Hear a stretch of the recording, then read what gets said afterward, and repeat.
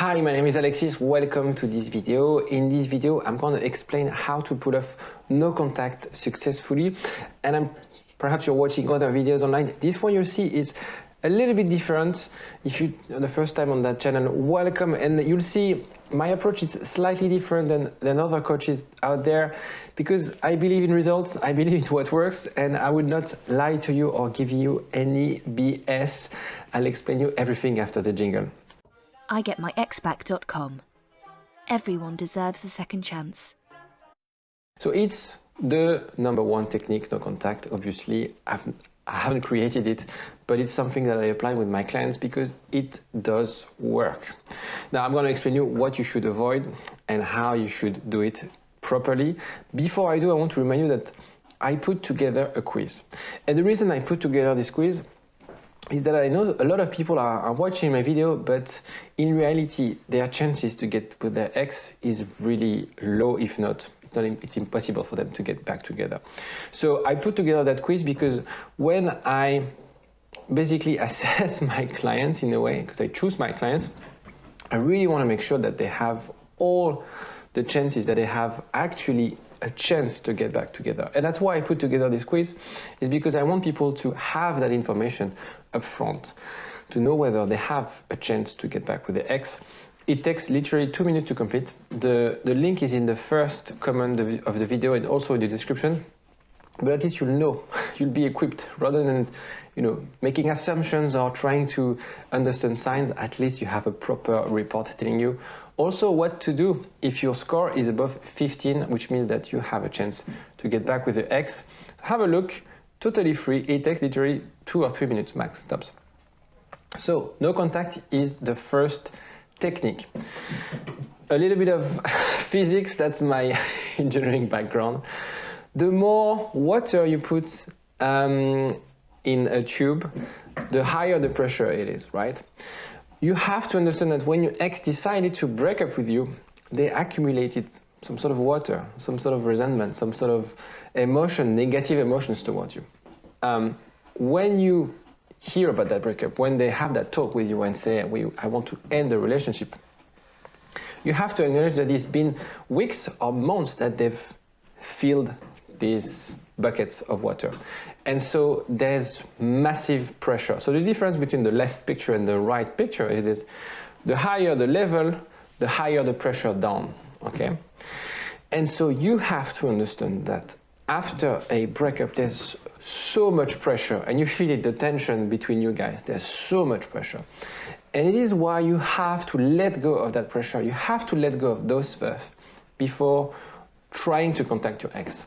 And that's why it is unproductive to beg, to plead, to try to contact and harass your ex, because you're not allowing the bucket to get empty. Okay? And of course, what I'm saying makes sense, it's very rational, but there's a lot of emotion involved, right? You're dying to contact your ex. You've been together for so long, you had that strong relationship, and you feel that now that he or she's gone, you're lost. And it is why radio silence is hard. So no contact is hard. You believe it's hard when I tell you go in no contact, when other people tell you go in no contact, it's hard. It is. You have to be prepared. So the thing is, I'm not gonna lie, it's gonna suck. It's really gonna suck being in no contact, because you're gonna come from a place of happiness, even though if you're honest with yourself, you'll know and that something was wrong in the relationship. But now still, you're even more depressed and you feel like everything you built is down to ashes. So this no contact is really gonna be helpful for you. It's just a question of how you see that phase. It is a race, right? And I'm shooting this video to tell you that you have to be prepared. Exactly when you run a marathon, you can't run a marathon just by saying like, yeah, this Sunday I just registered, I'm gonna run, just put my shoes and I'm gonna go get it. You have to get prepared. You have to understand exactly what you have to do. You have to also, and the reason I use the image of marathon, because it takes a lot of time. It takes always longer than we expect, right? And when I have people telling me, yeah, I've been in no contact for one day. I've been in no contact this weekend, last weekend. Like, yeah, cool. That's not enough. And you know, I'm going to explain you why it's not enough. If you want big results, you have to do something, right? You have to step out of your comfort zone. If something you have to remain as well is that the pain you feel of not being with them, the pain you feel of not being able to contact them, they will feel it at some point. Your ex will feel it at some point. Of course, right after the breakup, if I go back to the picture here, right after the breakup, they have this release phase. They're really going to release those pressure, and for about 1 or 2 weeks, they'll feel really happy. They feel really like, okay, now the elephant is out of the room, and I gonna move on and do something for my life. However, there's a reset button. After those phases, they're gonna reconnect. But how can I survive no contact? So we discussed we have to prepare for the race. And how do you know when it's over? Because I've seen a lot of videos online where they say like it's 30 days no contact. I'll explain you why this is a little bit bullshit. This time, what you have to understand is how can you survive this time is for you. You were in a relationship, and it takes a lot of time to be in a relationship. It's about 30 hours per week of being with your partner. And so I would suggest to gamify this challenge. You know, how can you use that time to do stuff about yourself? Be a bit more selfish. You know, sometimes you've created that codependency after the breakup. Well, actually, focus on yourself, be a bit selfish, do things that you like. Use that time to maybe, again, see it as a race of them racing to be the happiest and you following them to be the happiest as well. Use that time, obviously, for self-development. What were the things that were wrong in the relationship? What are the things you want to work on? You have time now. Use that time to work on yourself, to do meaningful stuff, to find meaning and purpose, rather than just sitting on your couch watching Netflix. Of course, you watch my YouTube video, so that's okay for that. You excuse. But use that time. Learn about your emotion, your thoughts, your belief system. What are the stories you tell yourself? Why is it so hard to communicate with your ex? Why was it so hard to communicate with your partner? Why was it so hard to get that connection? You know, ask yourself difficult questions. Why didn't you have sex for 6 months? What happened? Why didn't you have the courage to speak up when you disagreed? Or how can you feel and how can you manage your anxiety, your anger? You know, can you change this? So really use that time, and this is the only way you can survive no contact. It's basically to keep yourself busy. The universe hates the void, so anytime you don't do anything, it will be filled in with negative stuff.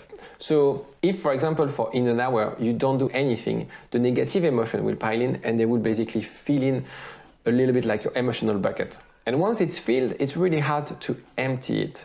So my point is to really try to fill in this bucket of emotion with other stuff and be proactive with it, okay? Don't be reactive, because if you're reactive when you're in that phase after a breakup, when we are depressed, being reactive when we are depressed is the only way to trigger a vicious circle that is really, really hard to get out.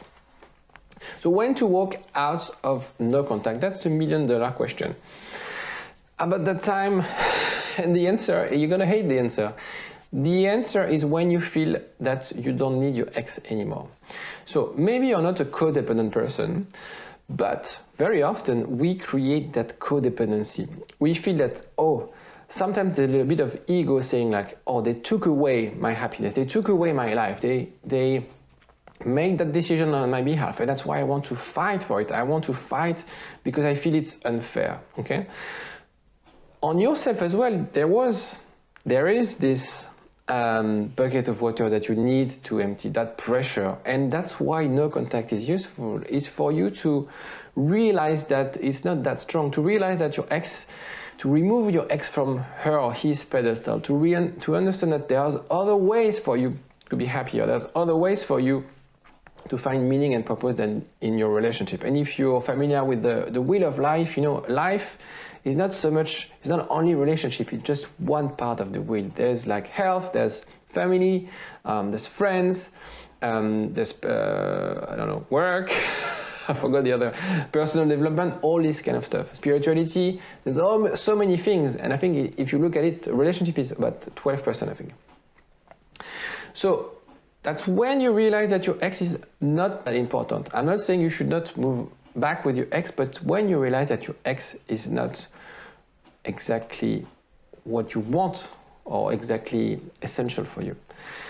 So before I wrap up, there's a few caveats, few warnings. The length of no contact depends on various factors.